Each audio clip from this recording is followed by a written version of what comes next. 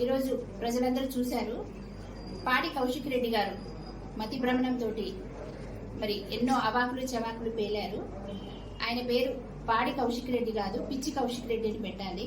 ఎందుకంటే ఆయన పార్టీ మారిన ఎమ్మెల్యేలకి చీరలు గాజులు ప్రజెంట్ చేస్తున్నాను అని ఆయన అవాకులు చవాకులు పేలుతున్నారు. నిజమైన మగవాళ్ళైతే మీరు రాజీనామా చేసి మళ్ళీ పోటీ చేసి గెలవమని సవాల్ విసురుతున్నారు. అంటే ఆయన ప్రజలకు ఏం సందేశం ఇస్తున్నారు? మహిళా లోకానికి ఏం సందేశం ఇస్తున్నారు? మహిళలు అంటే అంత చులకనగా ఉందా? మహిళల ఆత్మ గౌరవము ఆత్మాభిమానం దెబ్బతినేలాగా ఆయన ప్రవర్తిస్తున్నారు. పార్టీ ఫిరాయింపుల గురించి ఆయన అండి మాట్లాడేది.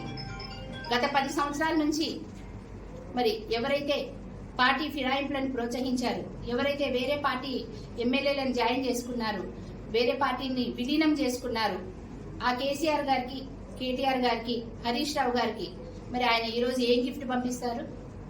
ఇప్పుడు ఆ 10 మంది ఎమ్మెల్యేలకి చీరలు గాజులు అంటున్నారు. మరి కేసీఆర్, కేటీఆర్కి ఏం పంపిస్తారో ఆయన ఇప్పుడు తెలిసి చెప్పాలి. అలాగే మరి గత ఎన్నికల్లో చూసాం, ఒక తల్లిని, ఒక బిడ్డని, ఆయన కుటుంబ సభ్యులను పెట్టుకొని మహిళలను బ్లాక్మెయిల్ చేసి నాకు ఓటేసి గెలిపించకపోతే మా మొత్తం కుటుంబం మొత్తం సూసైడ్ చేసుకుంటామని అందరినీ ఎమోషనల్ బ్లాక్మెయిల్ చేసి మహిళలతో ఓట్లు వేయించుకుని గెలిచిన మీరా మహిళలని ఇవాళ అవమానించేది?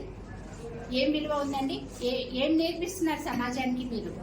అలాగే మీరు అసెంబ్లీలో కూడా చూస్తూనే ఉన్నాం, ప్రతిదానికి కూడా రచ్చరచ్చ చేస్తారు. అక్కడ ఇష్యూ ఉన్నా లేకపోయినా కూడా ఎన్నో అవమానకరమైన మాటలు మాట్లాడుతున్నారు. మా మంత్రివర్యులైన సీతక్క గారిని కూడా మీరు 2-3 సార్లు అవమానించడం జరిగింది.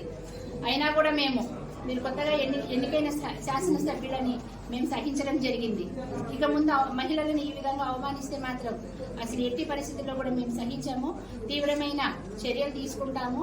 అలాగే ఆత్మగౌరవాన్ని, మనోభావాలని దెబ్బతీసే విధంగా కనుక మాట్లాడితే మరి మేమే మీ మీద కేసులు పెట్టడం జరుగుతుంది. అలాగే మరి అడ్డం పెట్టుకొని గెలిచారు, అలాంటి మహిళా లోకాన్ని మీరు వాళ్ళకి కించపరుస్తూ మాట్లాడారు కనుక మీరు మీ వ్యాఖ్యలను వెంటనే వెనక్కి తీసుకోవాలి, బహిరంగ క్షమాపణ చెప్పాలి. అసెంబ్లీ స్పీకర్ గారికి మేము మా తరపున, మహిళా లోకం తరపున మేము విన్నవిస్తున్నాం. మహిళలకి కనీస ఆత్మగౌరవం దక్కేలాగా చూడాలి, ఆ వ్యాఖ్యలను ఖండించాలి.